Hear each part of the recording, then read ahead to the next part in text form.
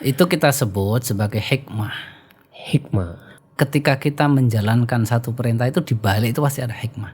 Hikmah itu adalah kebaikan yang kita dapatkan ketika kita melakukan perintah, melaksanakan perintah. Perintah Allah. Kita sholat itu lillah. Tapi di balik itu pasti ada hikmahnya. Orang yang tidak pragmatis di dalam beragama, itu apapun risikonya ketika dia beragama, dia tidak akan mundur. Yang baik itu bentuk ujian, yang buruk itu juga bentuk ujian. Dua-duanya itu dari Allah, dua-duanya bisa meningkatkan kapasitas orang. Kalau orang yang pragmatis tadi, saya jujur supaya orang itu Percaya sama saya. Ya, hanya itu tok. Itu dia rugi duniawinya. Iya. Wal akhirah. Dan rugi di akhiratnya. Di akhiratnya double ruginya ya. Ya double.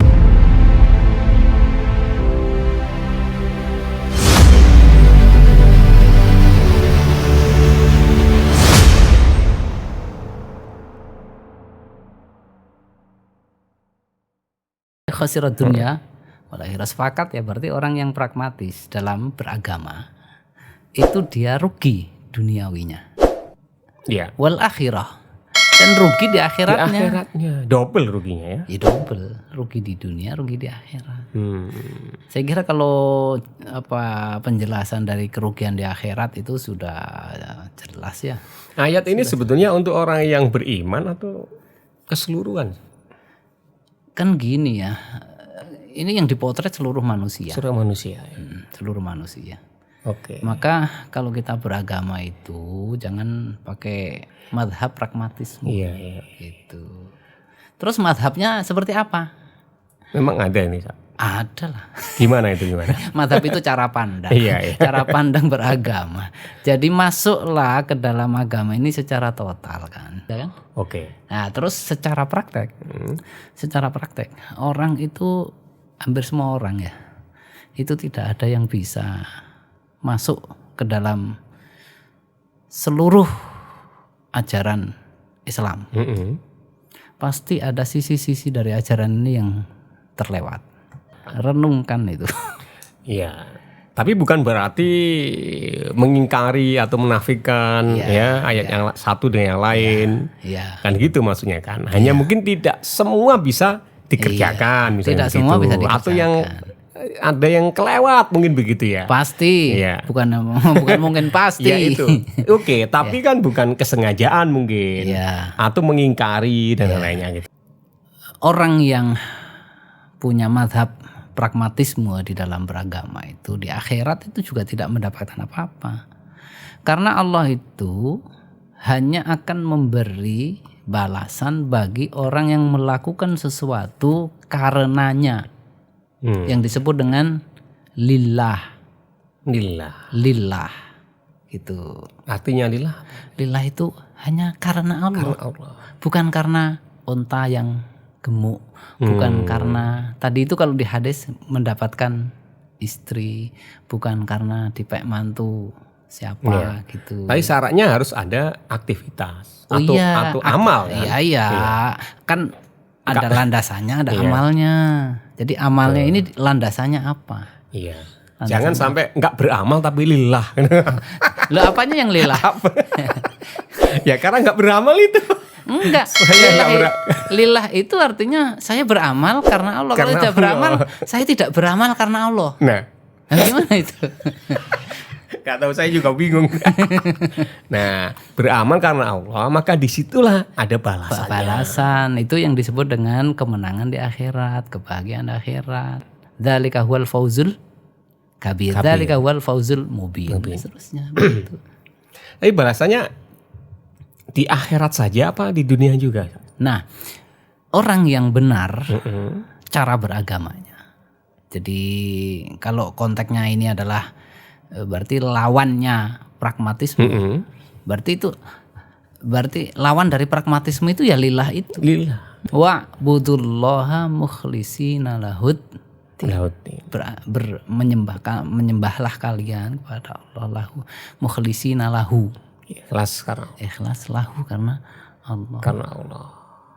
Ya berarti ya udah nggak usah tanya lagi nggak usah balasnya tanya apa. lagi. Sehingga orang yang beragama dengan sudut pandang atau madhab yang seperti itu, dia akan menikmati semua yang menimpa dirinya akibat dari dia beragama.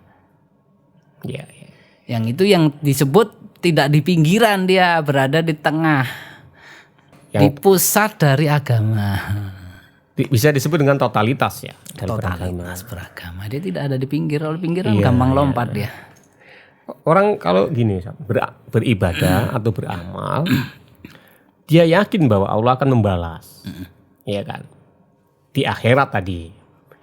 Kemudian dia yakin juga di dunia pun akan dibalas, mungkin dengan kebahagiaan atau apapun lah, terserah gitu ya. Kalau cara berpikir begitu salah nggak? Tidak. Kalau di akhirat kan clear ya. Di dunia tadi pasti dibalas sama Allah. Tapi terserah lah ya. Pasti ada keuntungan, ada manfaat lah bagi hambanya yang beribadah. Itu kita sebut sebagai hikmah. Hikmah ketika kita menjalankan satu perintah itu, di balik itu pasti ada hikmah. Hikmah itu adalah kebaikan yang kita dapatkan ketika kita melakukan perintah, melaksanakan perintah Allah. Jadi misalnya kita sholat, kita sholat itu lillah, tapi di balik itu pasti ada hikmahnya. Ya, hikmah itu yang didapat di dunia. Ya? Di dunia, orang jujur, hikmahnya apa? Banyak temen, akhirnya murah rezeki, dipercaya orang. Itu hikmah. Gitu, itu hikmah. Kalau di akhirat pahala namanya. Pahala. Kalau orang yang pragmatis tadi, saya jujur supaya orang itu percaya sama saya. Ya, hanya itu tok. Jadi jujurnya itu semu juga dia. Jujur karena pragmatisme. Iya, ada tujuan lain juga. Ada tujuan lain. Nah, kalau konteksnya dulu ya, zaman masih ada peperangan di dalam Islam. Ada orang-orang yang maju berperang supaya apa? Dapat ghanimah. Dapat rampasan perang. Sama majunya sama. Terlukanya sama. Malah paling depan ya. Bisa supaya jadi rampasannya paling banyak. Ya kan? Jadi apa saja di dalam perintah agama, bentuknya apa saja, mau ibadah mahdoh, mau yang tidak mahdoh, itu bisa ditumpangi oleh kepentingan-kepentingan duniawi. Ujiannya memang berat ya. Iya, berat. Itu yang sudah jelas-jelas itu perintah agama. Dalam hal beribadah saja begitu, apalagi yang muamalah gitu ya. Oh iya. Berat sekali ya, Allah. Tapi enggak, tinggal hatinya kan, mengklikkan hati aja kok itu kok. Mengklikkannya itu loh. Banyak klikkan saja, ringan banget ya. Iya. Klikkan hati. Iya. Ya banyak bergaul sama orang-orang soleh. Kalau salah bergaul, ya oke. Dapat musibah nanti. Iya. Oke, Nah, terus bahwa orang rugi ketika berpragmatis dalam beribadah, itu dunia dan akhiratnya rugi. Nah, terus kira-kira apa yang harus saya lakukan atau kita lakukan begitu agar tidak terjebak di situ? Ngajari hati ya. Berarti ini ini masalah hati nih ya. Iya. Nggak ada amalan-amalan gitu saat atau apalah gitu yang kita bisa lakukan agar selalu terhindar dari hal itu. Mungkin gini ya, banyak berinteraksi dengan Quran. Karena nanti kita dapati di Quran itu banyak petunjuk-petunjuk yang akan mengarahkan ke situ. Jadi klik hatinya. Iya. Oh, atau itu ya. Saya teringat ini ya, tombol hati ya. Iya. Kan itu masalah hati kan. Tombol hati ada 5 katanya gitu ya. Iya. Baca Quran. Al-Quran. Sama maknanya. Memahami sama maknanya. Jadi apa nih maksudnya itu? Terus, karena Al-Quran itu selalu memotret fenomena baik yang terjadi pada diri manusia maupun alam semesta ini dengan potret yang jernih, objektif, tidak bias. Gitu. Baca Al-Quran ya, ini harus dirutinkan ya. Ya, tapi jangan hanya menyuarakan ya, membunyikan. Membunyikan sih dapat pahala juga, cuman mestinya kan untuk ditadabbur. Tadabbur itu. Ya. Kan kata Allah kan liyadabbaru ayatihi, supaya tadabbur ayat-ayatnya itu ditadabburi. Ya orang kan mengambil Quran itu dari banyak sisi. Betul. Ada yang bisa membunyikan, Alhamdulillah. ada yang kemudian faham, ada yang kemudian mengaplikasikan ke dalam itu kehidupan. Al-Quran. Berarti intinya berinteraksi dengan Al-Quran. Insya Allah kembali ke sababun nuzul. Jadi ketika orang itu punya onta yang gemuk-gemuk, punya ternak yang gemuk-gemuk, dikiranya dengan begitu dia sudah jaya, kemudian dihormati, kemudian mulia. Padahal itu kan salah. Dibenerin sama Quran tuh. Iya. Diluruskan. Koreksi sama Quran. Jadi kembali orang yang memahami itu, orang yang tidak pragmatis di dalam beragama, itu apapun risikonya ketika dia beragama, dia tidak akan mundur. Dia tidak akan mundur. Kenapa? Yang baik itu bentuk ujian, yang buruk itu juga bentuk ujian. Dua-duanya itu dari Allah, dua-duanya bisa meningkatkan kapasitas orang. Kalau dia memang, iya, makanya kalau orang yang paham, oh saya beragama itu memang harus lelah gitu loh. Saya beragama itu memang harus capek, harus mengeluarkan energi yang lebih. Dia akhirnya ya luka pun itu tidak masalah. Wong ini konsekuensi kok. Kan gitu. Ini konsekuensi dari saya beragama. Dia puas. Itulah kepuasan itu disebut itma'anna bih.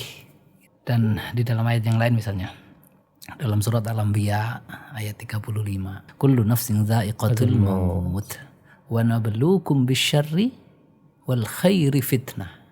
Ujian Allah itu ada yang baik, ada yang buruk. Ujian Allah itu ada yang baik, ada yang buruk.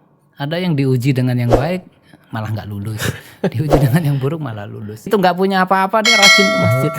Karena sama Allah dikasih guys, kowe miskin aja gitu karena kalau miskin kamu deket dengan Allah itu. Sering kita keluhkan itu justru yang ujian buruk ya. Ya. Karena yang nggak buruk itu dianggapnya nikmat salah. Jadi nikmat. semua yang terjadi pada diri kita yang berasal dari Allah itu nikmat kalau bisa menyikapi dengan benar. Iya.